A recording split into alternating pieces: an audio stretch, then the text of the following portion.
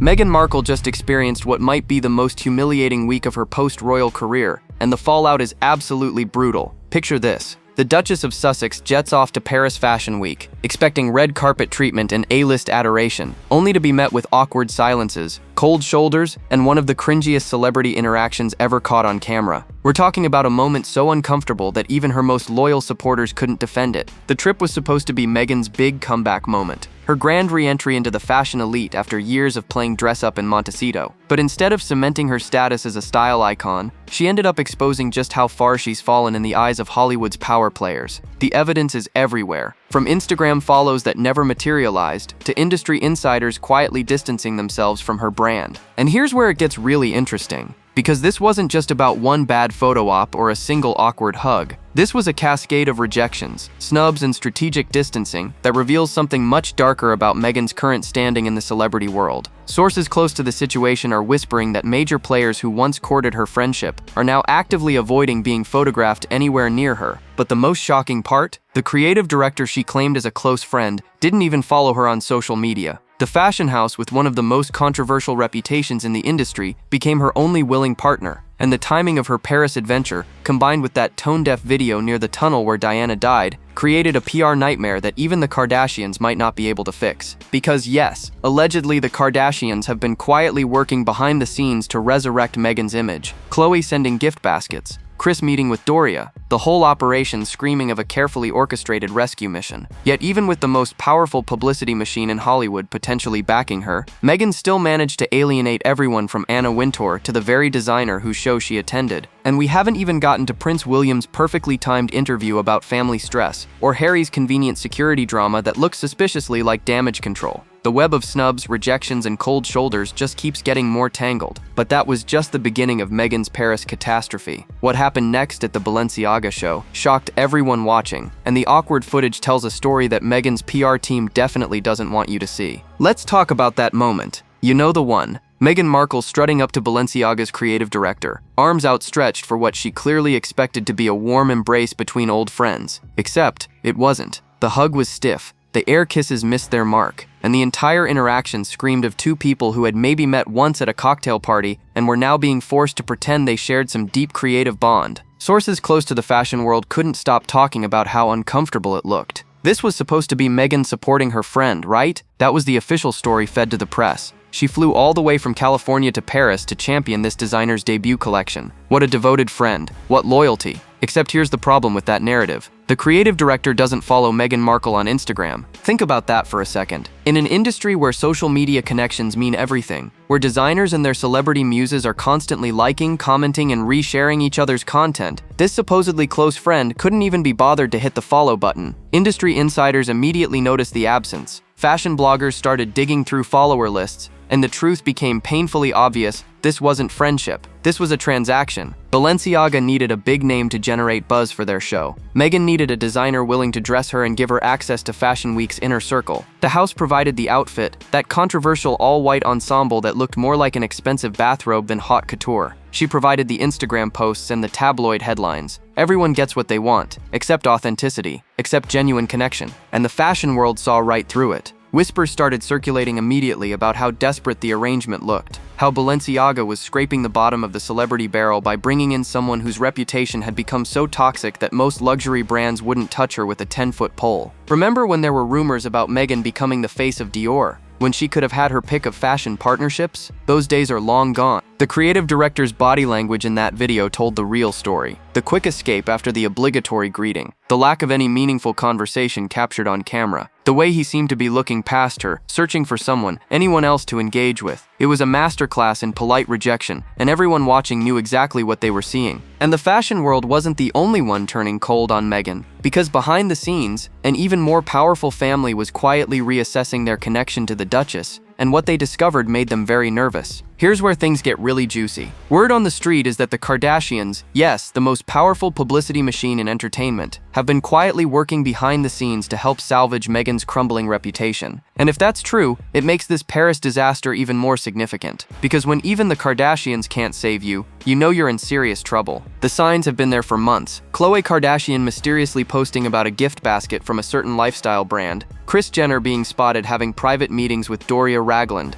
The dots weren't hard to connect for anyone paying attention. The Kardashian empire, built on strategic alliances and image rehabilitation, appeared to be taking Meghan under their wing, and it made sense, didn't it? The Kardashians are intimately connected with Balenciaga. Kim has been a longtime face of the brand, walking their shows, wearing their designs, defending them through controversy. If anyone could engineer a fashion industry comeback for Meghan, it would be Kris Jenner and her carefully curated roster of designer relationships. The Balenciaga show invitation probably came through those channels. The outfit definitely did, but here's what nobody's discussing. The Kardashians are also masters of knowing when to cut ties. They've built their empire on an almost supernatural ability to sense which relationships will enhance their brand and which ones will damage it. They align themselves with winners and distance themselves from losers with ruthless efficiency. And lately, sources suggest they've been getting very quiet about their Meghan connection. Notice how there were no Kardashian family members photographed with Meghan at Paris Fashion Week? No Instagram stories featuring the Duchess? No public show of support despite allegedly orchestrating her appearance? That silence speaks volumes. Because if the Kardashians were truly invested in Meghan's comeback, they would have been all over that content. They would have leveraged every moment for maximum exposure. Instead, what we got was radio silence. Meghan showed up alone, sat alone, left alone. The very family that supposedly helped arrange her attendance was nowhere to be seen, and industry observers immediately noticed the absence. It looked less like a power move and more like the Kardashians testing the waters, seeing how Meghan would be received before fully committing their brand to hers. And based on the reception, based on the awkward interactions, the controversial Balenciaga connection, and the avalanche of criticism that followed,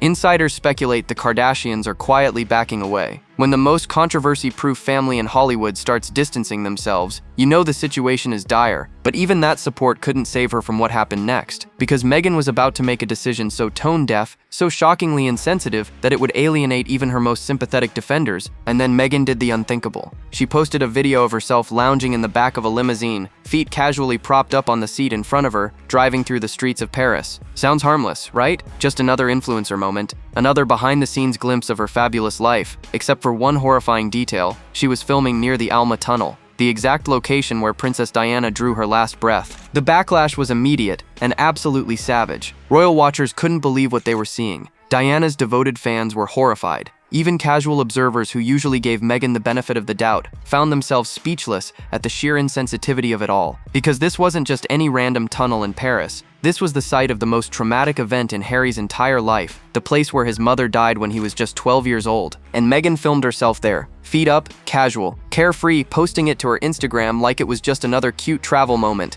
like she was munching on French fries and living her best life in the City of Lights, completely oblivious to the weight of where she was. Or worse, completely aware and simply not caring. People immediately started asking the obvious questions. How did this happen? Did nobody on her team notice? Did Harry not see the footage before it went live? Or did they genuinely think this would be received as some kind of tribute? Some poignant full-circle moment? Because if so, they miscalculated catastrophically. The video stayed up on her Instagram, which meant it was real, not a hack, not a fake. This was Meghan's official content, approved and posted by her or her team. And the message it sent was absolutely brutal. It screamed tone-deaf privilege. It reeked of someone so disconnected from reality, so wrapped up in their own narrative, that they couldn't see how offensive this would be. Royal commentators had a field day. One pointed out that if Meghan truly wanted to honor Diana's memory in Paris, she could have quietly visited the hospital where staff worked for 2 hours trying to save the princess's life. She could have made a private donation. She could have done literally anything that showed actual respect and thoughtfulness. Instead, she chose to film herself living her best life in a luxury vehicle, casually cruising past the site of an unimaginable tragedy. And here's what made it even worse.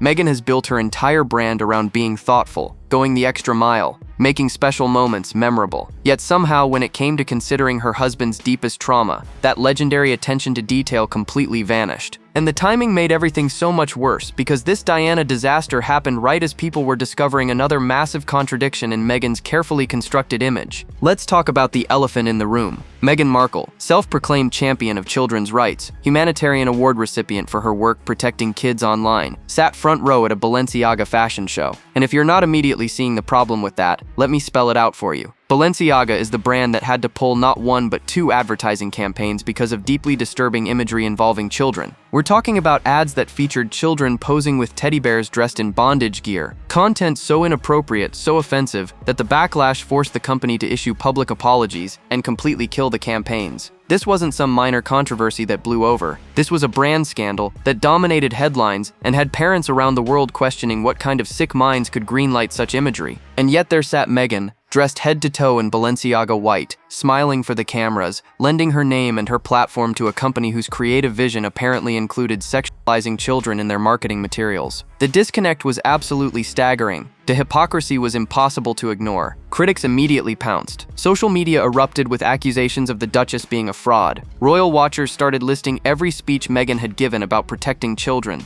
every interview where she positioned herself as a fierce advocate for young people's safety. And then they placed those quotes right next to photos of her at the Balenciaga show. The contrast was damning. Some defenders tried to argue that Balenciaga had changed leadership, that there was a new creative director now, the very one Meghan was supposedly supporting, that the brand had learned from their mistakes and moved forward. But here's the problem with that argument. The damage was done. The association was toxic. And for someone who claims to be so protective of children, attending that show sent a message that money and access mattered more than principles. Industry insiders started whispering about Meghan's judgment, about how desperate she must be for fashion industry validation to attach herself to a brand still recovering from such a massive scandal, about how this single decision undermined every humanitarian speech she'd ever given, because actions speak louder than words, and her action was clear. She chose the photo opportunity, she chose the designer outfit, she chose the Fashion Week access, and the public noticed. Comment sections filled with people calling her the Duchess of Hypocrisy. Royal forums debated whether she even understood the gravity of what Balenciaga had done. Parents who had previously supported her work on online child safety felt betrayed and confused. But the real betrayal was still coming, because while Meghan was making disastrous PR moves in Paris, one of fashion's most powerful gatekeepers was quietly making her own decision about the Duchess. Anna Wintour doesn't need an introduction. The woman who essentially runs fashion. The editor whose approval can make or break careers. The ice queen who decides which celebrities get to sit front row at the Met Gala and which ones get relegated to fashion purgatory. And lately, Anna Wintour has been conspicuously absent from anything Meghan Markle related. Think back to when Meghan first joined the royal family.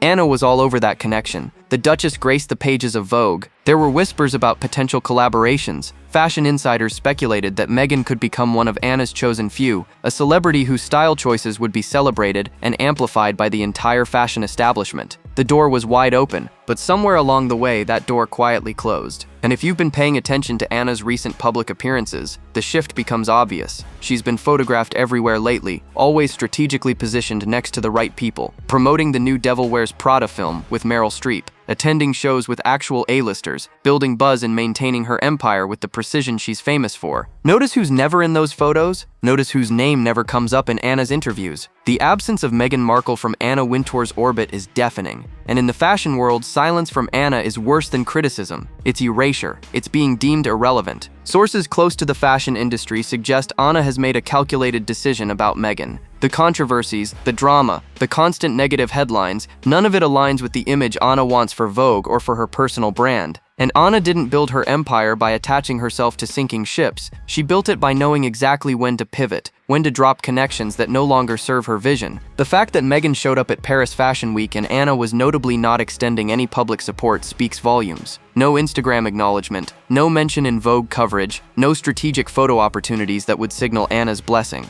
For someone who once had access to that world, being shut out so completely must sting. Fashion bloggers have noticed the freeze out too. They've started documenting who Anna does choose to elevate versus who gets ignored. And Meghan is firmly in the ignored category now. The invitations have dried up, the Vogue features have stopped, the fashion world's most powerful woman has moved on, and she's made sure everyone knows it without having to say a single word. And she wasn't the only power player backing away, because when you look at who else was at Paris Fashion Week, the list of people who avoided being photographed with Meghan becomes even more telling. Paris Fashion Week is where celebrities go to see and be seen. It's a networking paradise, photo opportunities around every corner, A-listers mingling with designers, influencers cozying up to brand executives, everyone strategically positioning themselves for maximum exposure. And yet Meghan Markle somehow managed to attend the event and leave without a single meaningful celebrity interaction caught on camera. Let's break down what didn't happen. There were no candid shots of Meghan chatting with other famous attendees, no backstage photos with fellow front row guests, no Instagram stories from other celebrities featuring the Duchess in the background. Nothing. She arrived, she sat, she watched, and she left, apparently in a bubble of isolation that nobody wanted to penetrate. Compare that to literally anyone else at the event. Watch how other celebrities interact at fashion shows, the air kisses, the enthusiastic hugs, the posed photos together that get shared across social media within minutes, the genuine excitement of running into friends and colleagues. Fashion Week is supposed to be a celebration, a reunion of the industry's elite, but for Meghan, it looked more like high school cafeteria isolation. Industry observers immediately noticed who was conspicuously not in Meghan's orbit.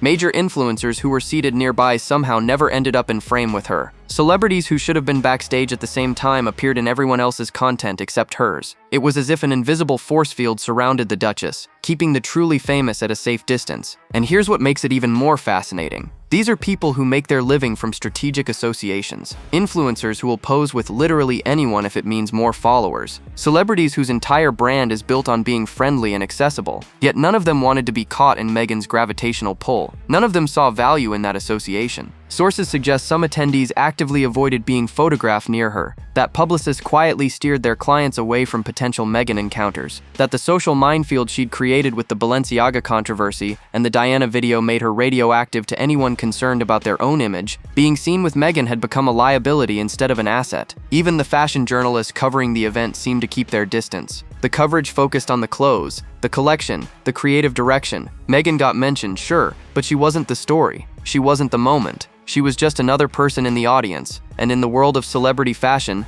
being forgettable is almost worse than being controversial. But the most painful rejection was yet to come, because while Meghan was getting frozen out in Paris, Hollywood's attitude toward her was becoming impossible to ignore. Remember when Meghan and Harry signed that massive Netflix deal? The headlines screamed about their production company, the exclusive content they'd create, the A-list collaborations that were surely coming. Hollywood insiders predicted a flood of celebrity partnerships, famous faces eager to attach themselves to the Sussex brand. Except, none of that actually happened. Look at their actual output. Documentaries about themselves. Projects centered entirely on their own narrative. Where are the celebrity cameos? Where are the high-profile collaborations with other actors, directors, or producers? Where are the A-listers lining up to work with them? The silence is absolutely deafening. Industry sources whisper about how difficult it's become to get anyone with real star power interested in Sussex projects. Publicists politely decline. Agents say their clients are too busy. Managers cite scheduling conflicts. Everyone has a perfectly reasonable excuse for why their A-list client can't possibly be involved. But the pattern reveals the truth. Nobody wants to tie their reputation to Meghan and Harry right now, and it's not like they haven't tried. Reports suggest there have been outreach efforts, pitches sent to major talent, offers extended to celebrities who could bring credibility and audience appeal to their content. But time and time again, those offers have been quietly rejected. The deals never materialize, the partnerships never get announced. Compare that to how Hollywood usually works. When a production company has heat, when executives are seen as valuable collaborators, celebrities fight to be involved.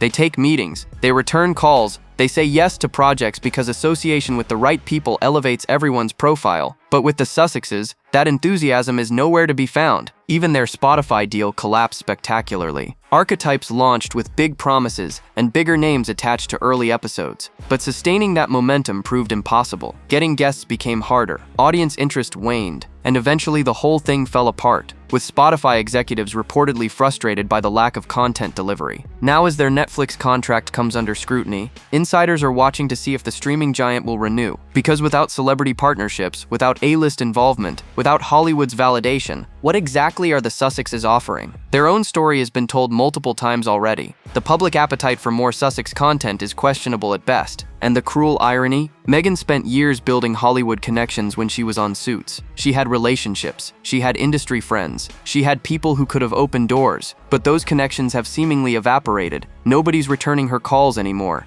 Nobody's interested in collaboration. Hollywood has moved on. And then the royal family made their move. And what Prince William said in his latest interview made it crystal clear that the rift runs deeper than anyone realized. Prince William sat down for an interview that on the surface seemed perfectly innocent. A chat with comedian Eugene Levy for The Reluctant Traveler. Light casual, the kind of content that's supposed to humanize the future king. Except William dropped a bombshell disguised as vulnerability, and anyone paying attention knew exactly what he was really talking about. He admitted that family issues overwhelm him, that stress around the family side of things weighs heavily, that managing those pressures takes real emotional work. He never said Harry's name. He didn't have to. Everyone watching understood the subtext. The rift with his brother isn't something William has simply moved past. It still affects him, still causes stress, still overwhelms him at times. But here's what made the interview so powerful. William wasn't bitter. He wasn't angry or resentful in his tone. He was honest and reflective. He acknowledged the difficulty without wallowing in it. And that grace, that maturity, stood in stark contrast to how Harry and Meghan have handled their family drama. No tell-all books from William, no revenge interviews, just quiet acknowledgement that yes, this situation is hard. Royal watchers immediately noticed the difference in approach. William admits to being overwhelmed by family stress but doesn't turn that pain into content, doesn't monetize his trauma, doesn't sell out his relatives for Netflix specials. He processes it privately, continues his duties, and moves forward with dignity. And then there was the gray suit moment that had social media buzzing.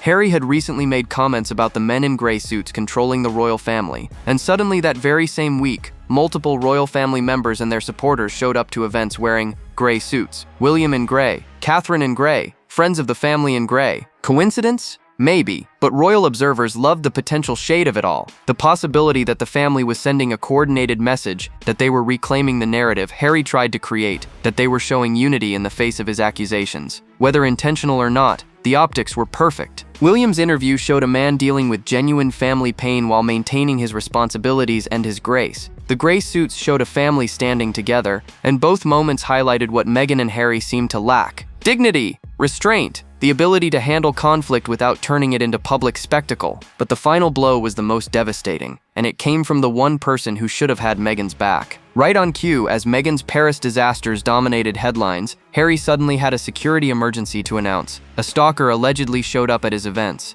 His private security team had to intervene. The threats were real and dangerous, according to his statement, and the timing, absolutely impeccable for anyone looking to change the conversation. Royal watchers immediately saw through it. Here's Meghan facing brutal criticism for the Diana video. The Balenciaga hypocrisy is trending everywhere. The celebrity snubs are becoming impossible to ignore, and suddenly Harry needs to remind everyone about his security concerns. The distraction playbook was so obvious it was almost insulting. Because here's the thing about Harry's security complaints. They never seem to surface when things are going well. They always appear precisely when Meghan needs the spotlight shifted, when negative press is piling up, when public opinion is turning harsh. Suddenly there's a security incident that demands attention and sympathy. Critics pointed out the convenient pattern. Every time the Sussexes face legitimate criticism for their choices, they pivot to victimhood, security threats, privacy invasions, attacks from the institution. It's become their go-to move, and the public is increasingly tired of it. People can see the manipulation. They can recognize a distraction tactic when it's this transparent. And Harry's statement actually made things worse. He emphasized that his private security team handled the situation, which raises the obvious question: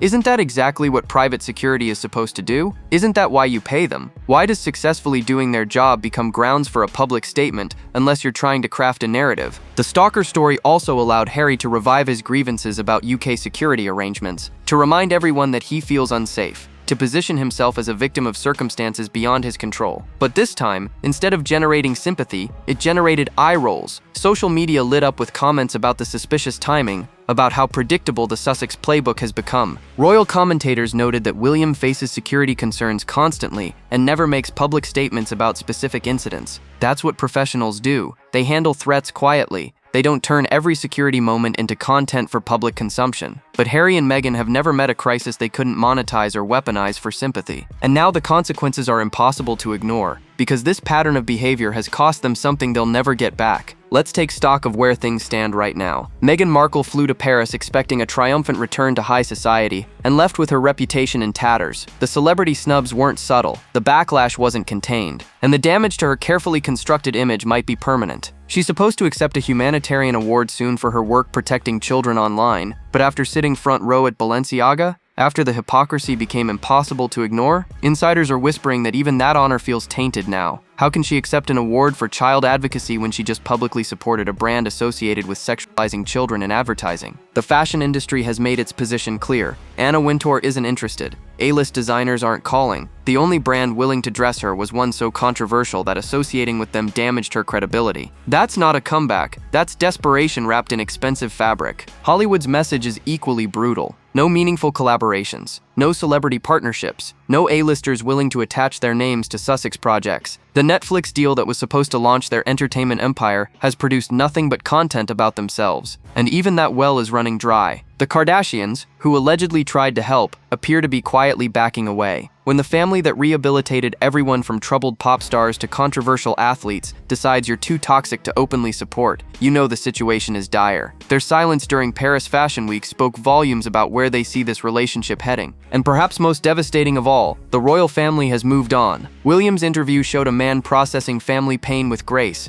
The institution continues functioning without them. The monarchy doesn't need the Sussexes, and every day that becomes more obvious. Meanwhile, Harry and Meghan keep manufacturing crises and playing victim, but nobody's buying it anymore. The Paris trip was supposed to remind everyone that Meghan still matters, that she's still relevant, that Hollywood and high fashion still want her. Instead, it proved the opposite. She matters so little that celebrities actively avoided her. She's so irrelevant that even being physically present at a major event couldn't generate positive buzz. So what happens next? Can they recover from this? Or have the snubs, the controversies, and the relentless negative press finally done irreparable damage to the Sussex brand? What do you think? Has Meghan burned too many bridges to ever come back? Drop your thoughts below, and don't forget to like and subscribe. The next video is waiting, and trust me, you won't believe what's coming next.